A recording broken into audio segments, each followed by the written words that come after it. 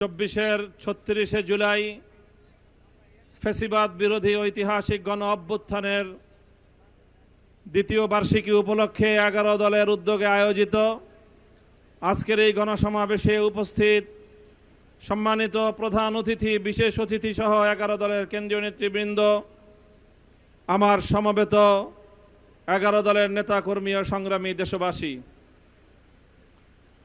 জোহরের আজান একেবারেই সন্নিকটে। সংক্ষিপ্ত বক্তব্য। আমি প্রথমে আমাদের একজন তরুণ ভাই নতুন জুলাইয়ের সূচনা লগ্নে চোখ হারানো হবিগঞ্জের তরুণ ছাত্র আলিফের কথা স্মরণ করতে চাই। আমি সেদিন জাতীয় চক্ষু বিজ্ঞান ইনস্টিটিউটে আলিফকে দেখতে গিয়েছিলাম, তাকে সান্ত্বনা দিতে, সাহস জোগানোর জন্য গিয়েছিলাম। আমি সেখান থেকে নতুন করে তার কাছ থেকে সাহসের সঞ্চার করে আমি ফিরে এসেছি।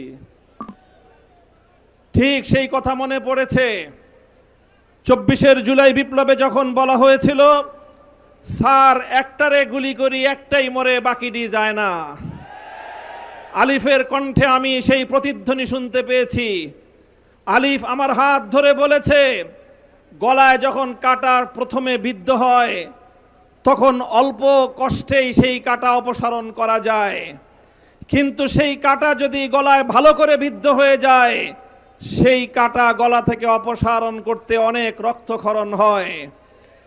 বিগত ফ্যাসিবাদ 15 বছরের স্বৈরাচারী জালিম শেখ হাসিনার ফ্যাসিবাদী শক্তি বাংলাদেশের মানুষের গলায় ভালো করে বিদ্ধ হয়ে গিয়েছিল।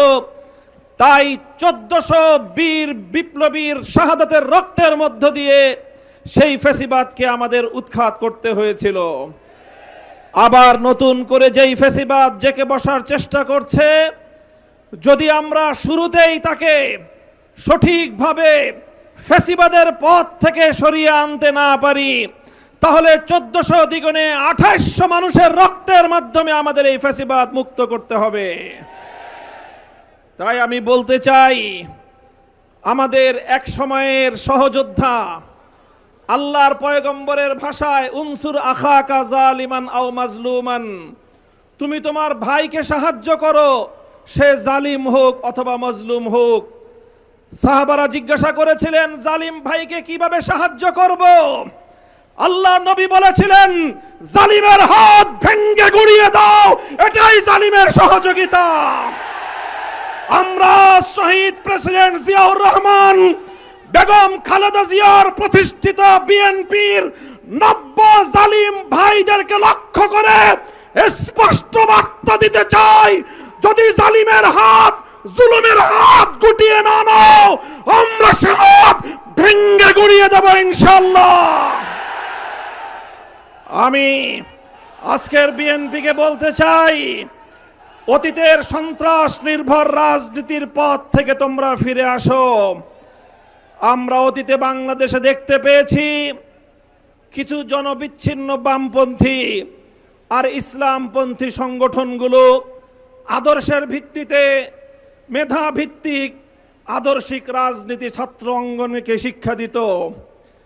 2024 বিপ্লবের মধ্য দিয়ে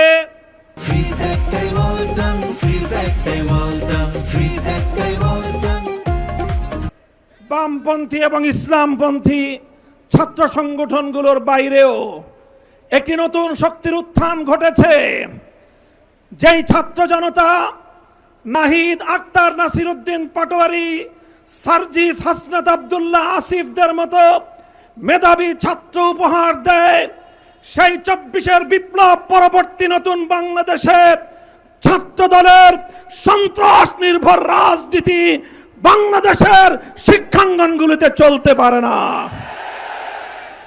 আমি আমার বিশেষ করে কওমি অঙ্গনের ছাত্র জনতার একটি কথা স্মরণ করিয়ে বলতে চাই, 24 বিপ্লবে যখন আমাদের বাংলাদেশের মাদ্রাসাগুলো থেকে আবাবিল পাখির মতো ঝাঁকে ঝাঁকে ছাত্ররা নেমে এসেছিল, সেদিন সাংবাদিকরা তাদেরকে প্রশ্ন করেছিল, তোমরা কেন এসেছো? তোমরা তো কোটাও চাও না, তোমাদের তো সরকারের চাকরিরও প্রয়োজন নেই, তবে তোমরা কেন রাজপথে নেমেছ? আমাদের ছাত্ররা বলেছিল আমরা চাকরির জন্য নামি নাই, স্কুল কলেজ ইউনিভার্সিটিতে আমার ভাইদের বুকে জালিমের বুলেট বিদ্ধ হলো কেন, সেই জালিমের কাছ থেকে প্রতিশোধ গ্রহণ করতে নেমেছি। আমি আবার সে কথার পুনরাবৃত্তি করছি, মনে রাখবেন বাংলাদেশের যেখানেই জুলুম হবে, যেখানেই জালিমের হাত উদ্ধত হবে, নাসিরউদ্দিন পাটোয়ারি ভাই আমরা বলি আবার মাদ্রাসাগুলো থেকে আবাবিল রাজপথে নেমে আসবে ইনশাআল্লাহ। আখেরি পয়গাম, গণভোটের রায় দিয়েছে 70% জনগণ। এই গণভোটের রায় যদি কার্যকর না করা হয়, মনে রাখবেন এই গণভোটের রায় আমরা পেয়েছি ১৫০০ শহীদের রক্তের বিনিময়ে। এই গণভোটের রায় পেয়েছি শাপলা চত্বরের শহীদের রক্তের বিনিময়ে। এই গণভোটের রায় আমরা পেয়েছি ৫৭ জন বিপ্লবীর রক্তের বিনিময়ে। যদি সেই রক্তের সঙ্গে গাদ্দারি করা হয়, আমরা রক্তের সম্মান রক্ষা করার শপথ গ্রহণ করতে চাই।